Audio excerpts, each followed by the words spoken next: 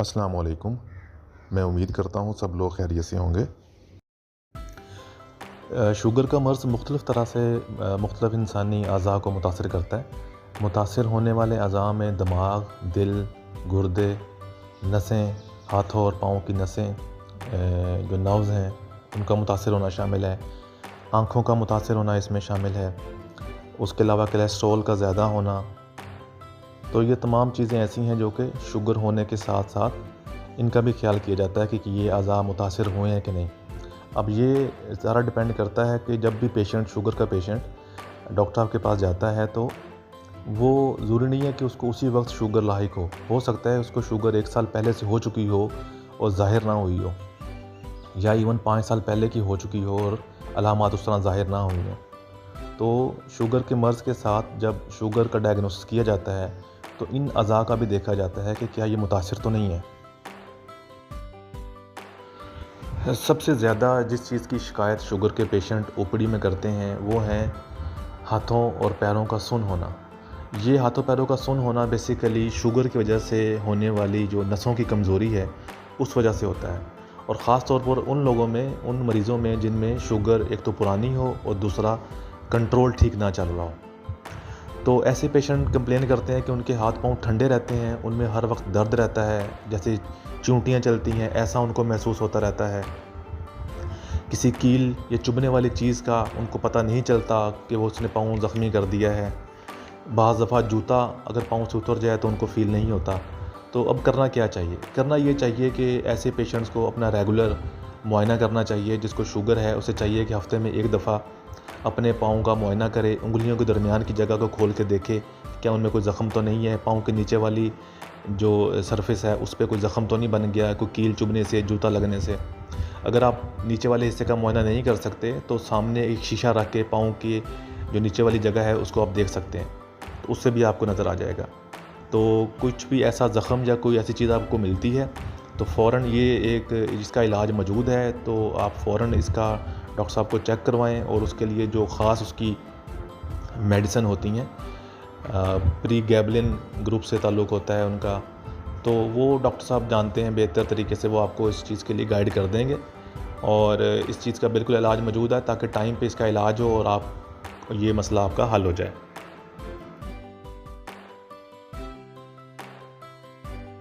इसके अलावा मुतासर होने वाले अज़ा में आँख भी शामिल है। आँख के अंदर जो तब्दीलियाँ होती हैं शुगर की वजह से उन्हें कहा जाता है डायबिटिक रेटिनोपैथी। तो अब करना क्या है? करना ये होता है कि जैसे ही पता चले कि पेशेंट को शुगर है तो वो साथ ही अपना आँखों का मुआयना करवा ले, क्योंकि अगर खुदा न खास्ता शुगर को हुए 1 साल 2 साल गुजर चुके हुए हैं और पता नहीं चला था तो आँखों के अंदर बाज़ दफ़ा तब्दीलियाँ आ चुकी होती हैं। तो आँखों के जो स्पेशलिस्ट डॉक्टर होते हैं वो इस चीज़ को देख सकते हैं कि क्या ये तब्दीलियाँ शुगर की वजह से हैं या किसी और बीमारी की वजह से हैं। तो लिहाजा शुगर के साथ ही आँखों का मुआयना ज़रूरी है, और अगर कोई ऐसी चीज़ उसमें नुमायाँ हो जाए तो उसका टाइम पे इलाज करवाया जाए, और इसके बाद कोशिश करें कि साल में 1 दफ़ा अपनी आँखों का मुआयना करवाते रहें। इसी तरह शुगर दिल, दिमाग और गुर्दे को भी मुतासर कर सकती है। दिमाग को मुतासर करने के लिहाज से फालिज का मर्ज़ शुगर के मरीज़ों को लाक हो सकता है, उन मरीज़ों को जिनकी शुगर कंट्रोल में ना रहे ज़्यादा अरसा। इसी तरह दिल को मुतासर करने के लिहाज से दिल का अटैक होना ये इसमें शामिल होता है। गुर्दों को मुतासर होना भी, छोटे पेशाब में बहुत ज़्यादा झाग बनना शुरू हो जाती है, या अगर ज़्यादा मुतासर हों तो पाँव का फूलना, सांस में तंगी, जिस्म पे ख़ारिश। इसके अलावा भी बहुत सारी अलामात हैं जो कि गुर्दे मुतासर होने से आ सकती हैं। तो इसके लिए जब आप डॉक्टर साहब के पास मुआयने के लिए जाते हैं तो हो सकता है वो आपको इन चीज़ों को चेक करने के लिए मुख्तलिफ़ तरह के टेस्ट एडवाइस करें। जैसे दिल के लिए ईसीजी हो सकती है, गुर्दों के लिए गुर्दों का टेस्ट हो सकता है, पेशाब का टेस्ट हो सकता है। तो उससे काफ़ी हद तक ये क्लियर हो जाता है कि क्या आपके ये अज़ा मुतासर हैं या नहीं हैं। खुराक का हज़म ना होना या गैस रहना ये भी शुगर की पेचीदगियों में से होने वाली एक पेचीदगी है। पेशेंट यही कंप्लेन करते हैं कि गैस रहती है, खुराक हज़म नहीं हो रही, बदहज़मी रहती है, डकार आते हैं।